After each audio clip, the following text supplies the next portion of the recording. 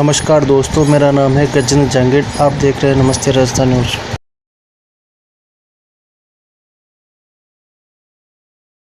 जिसमें सबसे ज्यादा केस थे। भारत तो बाद में रसिया है और वो नवंबर तक वहां रहा। नवंबर में जब नॉर्मल सी फ्लाइटें होगी, किराया कम हुआ, अब मैंने कहा अब तो आ सकता है, अब तुझे कोई दिक्कत नहीं है।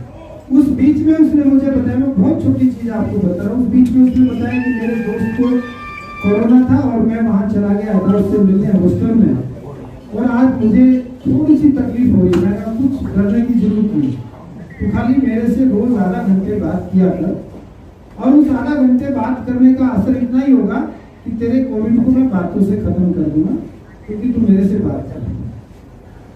वो जब भी इंडिया में जब रहता था तो मैं उसे कहता था, बेटा ये चीजें मैं जानता हूँ, ये यूज कर ले, ये यूज कर ले, करता नहीं था। अब वहाँ मेडिकल ट्रीटमेंट इतना महंगा है, जब भी उसे किसी दोस्त का पेट दर्द करता है तो मुझे पूछता, पापा इसकी क्या दवा होगी, इसको क्या दे सकता हूँ मैं कहता तेरे किचन में मैंने जो तेरे साथ भेजा था क्या क्या है मुझे बता, फिर मैं उसे बताता हूँ।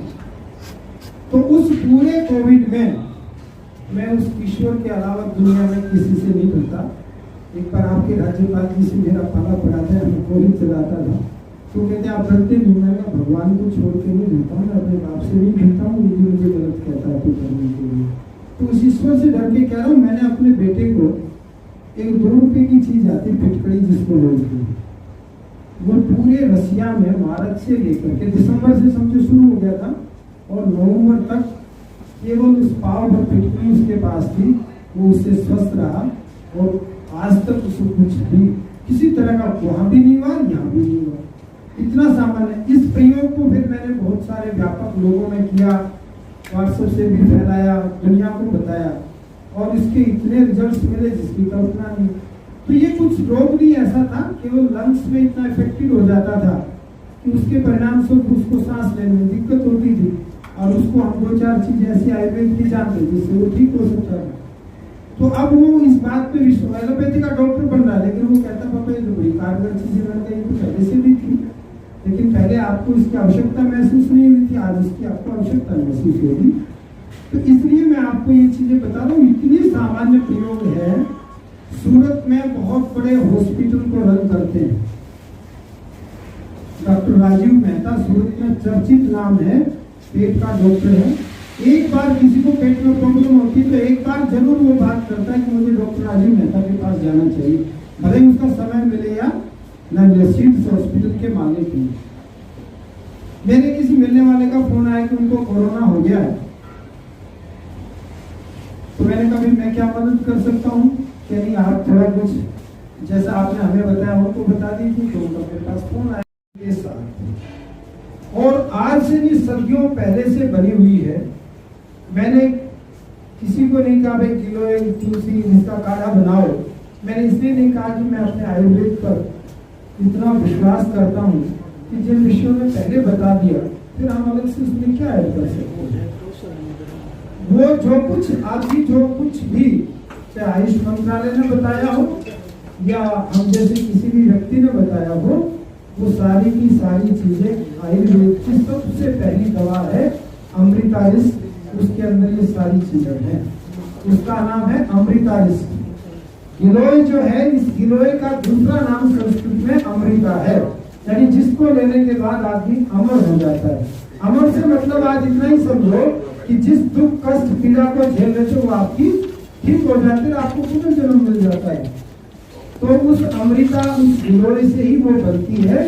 उस अमृता इसके जो प्रभावित हैं वो 5-5 चम्मच, और जो प्रभावित नहीं है वो 3-3 चम्मच। मैं आज कहता हूँ आज आप शुरू कर दीजिए, आपके पास कोविड नहीं आएगा। इससे ज्यादा कोई उसका प्रमाण नहीं है। 3 चम्मच दवा, 3 चम्मच पानी भोजन के पश्चात लेने मात्र से अत्यंत उपयोगी। मैंने तो जितने भी हैं हमारे सूरत में तो जो संपन्न लोग तो उन्होंने 1000 बोतल इशू करा के लोगों को बांटी है। उसके देखिए योग के विषय में आता है योगस्थ चित्त वृत्ति निरोधक। मूल उद्देश्य योग का ये है कि हमारी जो चंचल चित्त की वृत्तियां हैं उनको हम रोक करके आध्यात्म और ईश्वर के प्रति अपने आप को ले जा सकें। ये उसका मूल उद्देश्य है कि हम अष्टांग योग से यम से लेकर के समाधि तक की यात्रा कर सकें, ये उसका मूल उद्देश्य है। लेकिन वर्तमान समय में जिस तरह की एलोपैथी की दवा ले लेकर के हम अनेक रोगों से ग्रस्त थे, तो उसमें योग ने एक नई आशा की किरण जगाई कि हम इससे अपनी डायबिटीज, अपना शुगर, अपना बीपी, अपनी हार्ट की प्रॉब्लम्स का सॉल्यूशन योग और प्राणायाम करके कर सकते हैं। तो इसलिए उस आध्यात्म से थोड़ा सा डाइवर्जन होकर के शरीर की तरफ योग का ज्यादा आकर्षण लोगों में हुआ है, और वो शरीर सौंदर्य प्लस अपने आप को रोगों से बचाने के लिए योग करते हैं। ये योग का उद्देश्य कतई नहीं था, लेकिन एक अवधारणा है कि स्वस्थ शरीर में ही स्वस्थ मन और मस्तिष्क का निवास होता है। तो जब हम शरीर से स्वस्थ होंगे तभी हम लंबी साधना या कोई सेवा भाव या समाज के कार्य कर पाएंगे। तो इसलिए वो पक्ष भी कोई बुरा नहीं है कि हम योग में आकर के अपनी शुगर दूर करते हैं, मोटापा कम करते हैं, अपने अस्थमा को ठीक करते हैं, डायबिटीज को ठीक करते हैं। तो इसलिए वो दोनों पक्ष ठीक हैं, लेकिन हमारा जो मूल उद्देश्य है योग का, आध्यात्म के मार्ग पर चलना, उस उद्देश्य को हमें नहीं भूलना चाहिए। यही योग का वर्तमान परिदृश्य में जितने भी योग के क्लासेस जो भी चल रही हैं, उनका फोकस सीधा शरीर के सौंदर्य को लेकर के है।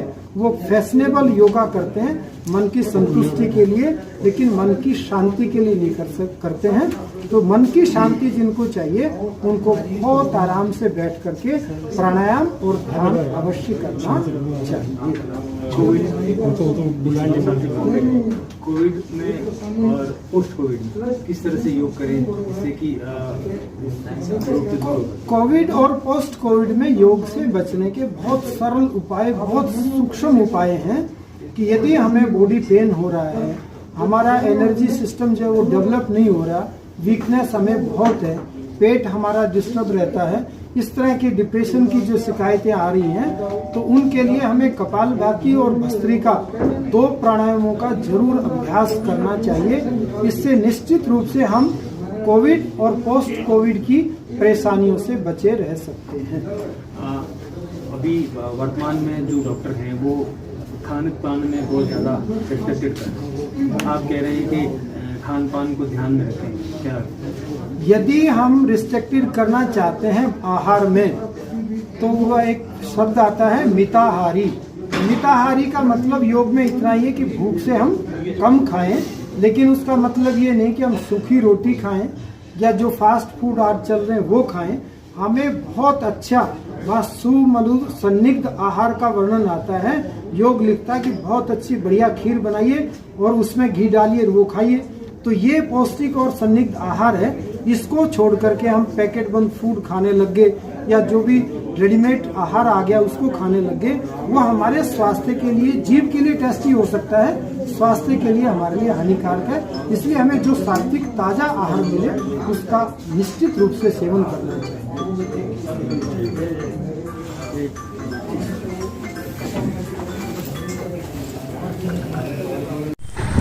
खबरों का सिलसिला यूं ही जारी रहेगा। आप देखते रहिए नमस्ते राजस्थान न्यूज।